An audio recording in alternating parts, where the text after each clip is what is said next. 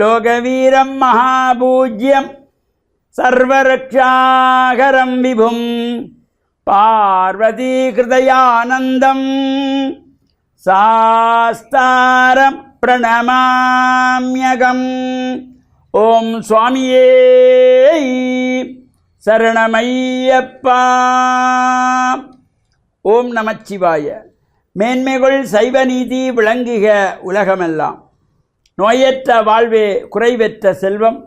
அந்த நோய் நொடிகள் இல்லாத வாழ்வு இந்த உலக மக்கள் எல்லோரும் வாழ வேண்டும் என்று கலியுகத்தின் காந்தமலையோதியாகிய சபரிமலை சுவாமி ஐயப்பனுடைய திருவடிகளை சிறந்தாழ்த்தி டான் தமிழொலி ஓம் தொலைக்காட்சி நேயர்கள் அனைவருக்கும் சர்வதேச இந்து மத குருபீடம் அகில இலங்கை சபரிமலை ஸ்ரீ சாஸ்தாபீடத்தின் சார்பில் இனிய வணக்கங்களும் நல்லாசிகளும். இன்றும் மங்களகரமான விஸ்வாவசு வருஷம் ஆடி மாதம் 3ஆம் நாள் 19/7/2025 சனிக்கிழமை. இன்று மலர்ந்திருக்கின்ற இன்றைய பொழுதும் நம் எல்லோருடைய வாழ்விலும் எல்லா விதமான சிறப்புகளும் வெற்றிகளும் கிடைக்க வேண்டும் என்று இறைவனை பிரார்த்தித்து இஷ்ட தெய்வங்கள் குலதெய்வங்களையும் வழிபாடு செய்து பெற்றோர்கள் பெரியோர்கள் குருவானவர்கள் ஆசிரியர்களையும் வணங்கியவர்களுடைய அன்பையும் ஆசியையும் பெறுகின்ற பொழுது எந்த நாளுமே நமக்கு நல்ல நாளாக அமையக்கூடியது. இப்பொழுது இந்த ஆடி மாதம் மலர்ந்திருக்கின்றது என்று 3வது நாள். ஆடி மாதத்திலே அம்பாள் ஆலயங்களிலே உற்சவங்கள், பல்வேறு அம்பாள் ஆலயங்களிலே சங்காபிஷேகங்கள், குளிர்த்தி பூஜை வழிபாடு என்பன இந்த பாரம்பரியமான வழிபாடுகள். பேச்சியம்மன் வழிபாடு, தீ மிதித்தல், தீச்சட்டி எடுத்தல், வேப்பிலை கஞ்சி காய்ச்சுதல் போன்ற பல சிறப்புகள் பன்று தொட்டி இருந்து வருவது. அவ்வாறு இந்த ஆடி மாதத்திலே பல சிறப்புகள் கொண்டது இந்த ஆடி மாதம். மாதப்பிறப்பிலே இருந்து மாதம் பூராவும் கூழ் காய்ச்சுவது, ஆடிக்கூழ். ஆடிக்கூழ் காய்ச்சுவது மட்டுமல்ல, அம்பாள் ஆலயங்களிலே இந்த ஆடி மாதம் பூராவும் விசேஷமான அபிஷேகங்கள் செய்யப்படும். பொதுவாக பால், இளநீர், பன்னீர் இவை மூன்றும் கொடுக்கக்கூடியவர்கள் கொண்டு சென்று அம்பாள் ஆலயங்களிலே கொடுக்க வேண்டும். இது ஆடி மாதத்திலே அம்பாளுக்கு இவ்வாறு குளிர்ச்சி பொருந்திய பாலினாலே, இளநீரினாலே, பன்னீரினாலே அபிஷேகம் செய்யப்படுகின்ற பொழுது சகல அடியவர்களுக்கும் நோய் நொடி இல்லாத சுகமான வாழ்வையெல்லாம் தரக்கூடியவள் அம்பிகை. அந்த அம்பாளை வேண்டி பிரார்த்தனை செய்கின்ற ஒரு சிறப்பு. அதேபோல் இந்த ஆடி வெள்ளிக்கிழமைகள், ஆடி செவ்வாய்க்கிழமைகள், ஆடி 18ஆம் பெருக்கு, ஆடி மாதத்திலே வருகின்ற அமாவாசை, பிதர்களுடைய வழிபாடு, இவ்வாறு இந்த பல்வேறு சிறப்புகள் கொண்டது இந்த ஆடி மாதத்திலே. இப்போ பிதர்களுடைய சிரார்த்தங்கள், தர்ப்பணங்கள், தானங்கள் செய்யக்கூடிய ஒரு சிறப்பு இந்த ஆடி அமாவாசை. அவ்வாறு அந்த ஆடி அமாவாசையிலே பல்வேறு ஆலயங்களில் தீர்த்த உற்சவங்கள் நடைபெறும். அவ்வாறு நடைபெறுகின்ற இடங்களிலும் சென்று நாம் பிரார்த்தனை செய்வதோடு கடலிலே, குளத்திலே, ஆற்றிலே அல்லது கிணற்றிலோ நீராடி மறைந்த பெற்றோர்கள், அந்த பித்ருக்களை வேண்டி விரதம் இருக்க வேண்டும். நம்மை பெற்று வளர்த்து ஆளாக்கி நல்லநிலைக்கு கொண்டு வந்தவர்கள்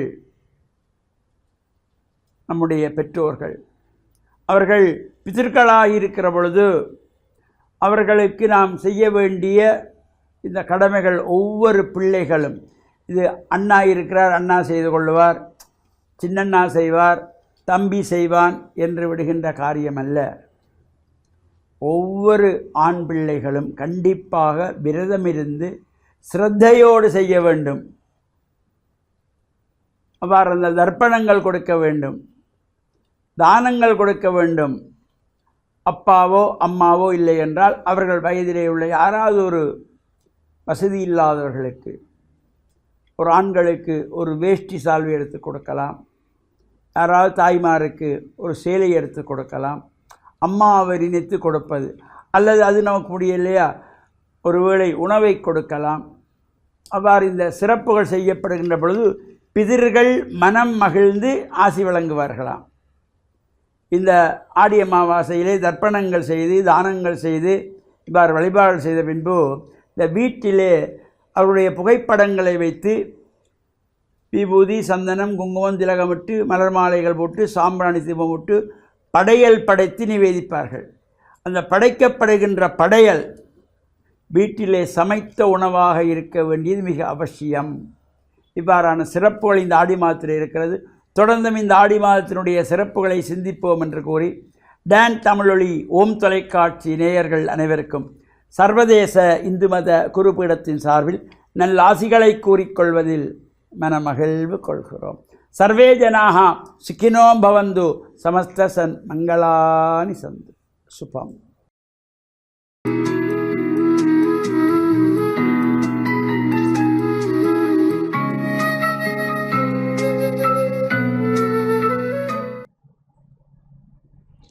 இறையேசுவில் என் அன்பு நெஞ்சங்களே, கிறிஸ்தவ நற்சிந்தனை வேளையில் உங்களை சந்திப்பதிலே பெருமகிழ்வு கொள்கின்றேன். நாங்கள் ஒவ்வொருவரும் தனித்தும் கூட்டாகவும் ஏதோ ஒரு இனத்தை, ஏதோ ஒரு மொழி பேசுகின்றவர்களை, ஏதோ ஒரு மதத்தை, ஏதோ ஒரு ஊரை அல்லது நாட்டை சார்ந்தவர்களாக இருக்கின்றோம். இவற்றின் வழியாக நாங்கள் யார் என்பதையும் உணர்ந்து கொள்கின்றோம். இந்த மனித சமூகத்திலே ஒவ்வொரு குழுமத்திற்கும் அல்லது மனித சமூகத்திற்கும் உரிய சில பாரம்பரியங்கள், சம்பிரதாயங்கள், பழக்க வழக்கங்கள் என்று பலவாறு எங்களுடைய முன்னோர்கள் வழி வழியாக இவற்றை ஒரு சந்ததியிலிருந்து இன்னும் சந்ததிக்கு என, ஒரு குடும்பத்திலிருந்து இன்னும் ஒரு குடும்பத்திற்கென அவர்கள் பகிர்ந்து கொடுக்கின்றார்கள். அதாவது அவர்கள் ஒரு பழக்க வழக்கத்தை, இது நல்லது, இது எங்களுடைய ஆரோக்கிய வாழ்வுக்கு நல்லது, அல்லது இது ஒரு மரியாதை மதிப்புக்குரியது, இது எங்கள் மத்தியிலே ஒரு மாண்புக்குரியது, இது இவ்வாறு அவர்கள் அனுபவ ரீதியாகவோ அல்லது அறிவு ரீதியாகவோ அல்லது சில சட்டத்திட்டங்கள் வழியாகவோ இந்த பழக்க வழக்கங்களை, பாரம்பரியங்களை அவர்கள் ஒருவரிடமிருந்து மற்றவருக்கு கொடுக்கப்படுகின்றது. இவ்வாறு இந்த யூத சமயம் என்பது சட்டங்களை அடிப்படையாக கொண்டு அந்த சட்டத்தின் வழியாக பல பழக்க வழக்கங்களை, நடவடிக்கைகளை அவர்கள் மிகவும் கண்டிப்பாக கடைப்பிடிக்கின்ற ஒரு இறுக்கமான சமூகமாக திகழ்ந்தது. அதனால் அவர்கள் இயேசுவுடைய நடத்தையிலே, அவருடைய சீடர்களுடைய நடத்தையிலே, பழக்க வழக்கங்களிலே, அவர்களுடைய செயல்பாடுகளிலே அடிக்கடி குற்றம் கண்டுபிடிக்கின்றவர்களாக இருந்தார்கள். இயேசுவினுடைய போதனையும் அவருடைய வாழ்வும் இந்த சட்டங்களை, திட்டங்களை, பாரம்பரியங்களை மேலோட்டமான முறையிலே ஏதோ ஒரு கட்டுப்பாடாக இருக்க வேண்டும் என்பதற்காக வலியுறுத்தாமல், அந்த சட்டங்களின் பின்னணியிலே இருக்கின்ற உட்புறம் வெளிப்புறம் என்று சொல்லி பிரமனே நாங்கள் எக்ஸ்டர்னல், எங்களுடைய வெளியாக நாங்கள் கடைப்பிடிக்கின்ற அந்த பழக்க வழக்கங்களிலும் பார்க்க, உட்புறத்திலே எங்களுடைய உள்ளத்திலே எத்தகைய மனநிலையோடு அவற்றை செய்கின்றோம். ஒருவர் வருகின்ற பொழுது வருக வருக என்று நாங்கள் வரவேற்கலாம், மாலை போடலாம், ஆராத்தி எடுக்கலாம், அவருக்கு கை கொலுக்கலாம், இப்படியெல்லாம் நாங்கள் அப்படித்தான் நாங்கள் வரவேற்கணும், வாங்க வாங்கன்னு சொல்லணும். ஆனால் உள்ளத்திலே எப்படிப்பட்ட மனநிலை இருக்கின்றது என்பதுதான் இயேசுவினுடைய கேள்வி. அதாவது எங்களுடைய பழக்க வழக்கங்கள், சம்பிரதாயங்களுக்கு பின்னாலே இருக்கின்ற உண்மையான கருத்து என்ன? அது எங்களை மனிதர்களாக்குகின்றதா, மாண்புள்ளவர்களாக்குகின்றதா, அல்லது நாங்கள் இழிவானவற்றை நாங்கள் நினைத்து எங்களுடைய மனதை கரைப்படுத்தி எங்களுடைய மனங்களை நாங்கள் குற்றவாளிகளாக கொண்டு நாங்கள் மேலோட்டமாக, அதாவது வெளிவேடக்காரர்களாக இருக்கக்கூடாது. ஒருமுறை இயேசு தம்முடைய சீடர்களோடு ஒரு விருந்துண்பதற்கு செல்லுகின்றார். விருந்தோம்பல் நேரத்திலே விருந்து உண்ணுவது ஒரு உறவாடலாகும். அதிலே பல பழக்க வழக்கங்கள், மரியாதைக்குரிய சில விடயங்கள் இருக்கலாம், நல்லவை. ஆனால் இந்த சீடர்கள் கை கழுவாமல் அவர்கள் சாப்பிட தொடங்கிவிட்டார்கள். இது சரியோ பிழையோ என்பதென்றல்ல, இயேசு அதை சந்தர்ப்பமாக பயன்படுத்தி சொல்லுகின்றார். நீங்கள் முன்னுரிமை கொடுக்க வேண்டியது உங்களுடைய உள்ளத்திற்கு. உங்களுடைய உள்ளத்திலே நீங்கள் நேர்மையாளர்களாக, உண்மை உள்ளவர்களாக, கள்ளம் கபடம் இல்லாதவர்களாக, தூய்மையானவர்களாக நீங்கள் இருந்தால்தான் இந்த தூய்மைக்குரிய சடங்குகளை நீங்கள் செய்கின்ற பொழுது அவை அர்த்தமுள்ளதாக இருக்கும். அதனாலே மனித வாழ்விலே உள்ள தூய்மை என்பது முக்கியமானது என்பதை இயேசு கற்றுக் கொடுக்கின்றார். மனம் சரியாக இருக்க வேண்டும். மனம் தூய்மை இல்லாமல் இருந்தால் நாங்கள் வெளிவேடக்காரர்களாகவே ஒரு போலியான வாழ்க்கையை வாழ்ந்து கொண்டிருப்போம். எங்களுடைய வார்த்தை முரண்பாடான வார்த்தையாக இருக்கும். எங்களுடைய வாழ்வுக்கும் எங்களுடைய வார்த்தைக்கும் எங்களுடைய பேச்சுக்கும் தொடர்பில்லாமல் போய்விடும். அதனால் இயேசு இங்கு வலியுறுத்தி சொல்ல விரும்புவது, வெறுமனே எங்களுடைய சம்பிரதாயங்களையும் பழக்க வழக்கங்களையும் செய்ய வேண்டும் என்பதற்காக செய்யாமல், உள்ள தூய்மையோடு வாழ்வதற்கு, நீங்கள் உணவுக்கு உண்பதற்கு விருந்தோம்பல் செய்வதற்கு ஒருவரை அழைக்கின்ற பொழுது உங்களுடைய உள்ளம் தூய்மையானதாக இருக்க வேண்டும். உண்மையான அன்பினுடைய அடிப்படையிலே, நட்பினுடைய அடிப்படையிலே, உதவி செய்ய வேண்டும் என்ற அந்த அடிப்படையிலே, சகோதரத்துவம் என்ற அடிப்படையிலே நாங்கள் எங்களுடைய உறவுகளை தொடுக்க வேண்டும் என்று சொல்லித் தருகின்றார். எங்களுடைய வாழ்க்கையை நாங்கள் ஆராய்ந்து பார்ப்போம். எவ்வளவு தூரம் எங்களுடைய உள்ளம் தூய்மையானதாக இருக்கின்றது. இந்த வரத்தை நாங்கள் இறைவனிடம் இந்த நாளிலே கேட்டுக்கொள்வோமாக. ஆமென்.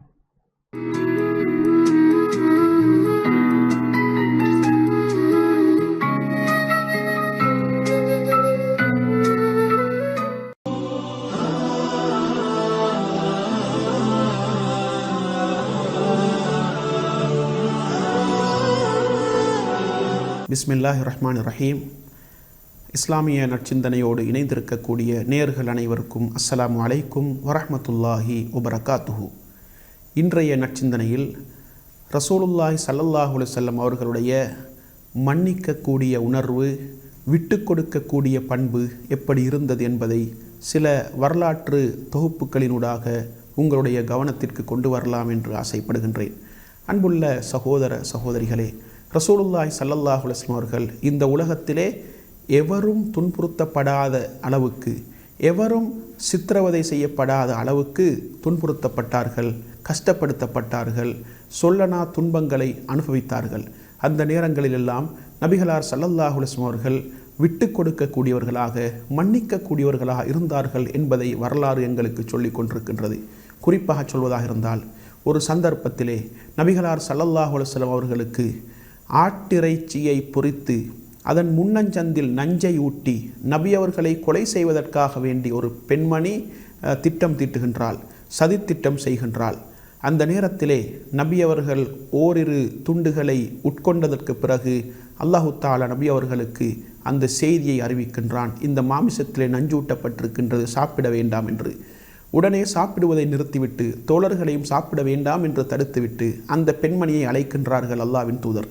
அழைத்து விசாரணை செய்கின்றார்கள். ஏன் இப்படி செய்தீர்கள் என்று கேட்ட நேரத்திலே அந்த பெண்மணி, அரத்து கத்தலக்க, உங்களை கொலை செய்வதற்கு நான் விரும்பினேன், அதனால்தான் இந்த வேலையை செய்தேன் என்று சொல்லுகின்றார்கள். அந்த நேரத்தில் நபி அவர்களோடு படை தளபதிகள் கூட இருக்கின்றார்கள். நபி அவர்கள் ஒரு சைக்கினை செய்திருந்தால் போதும் அந்த பெண்ணை கொலை செய்திருப்பார்கள்.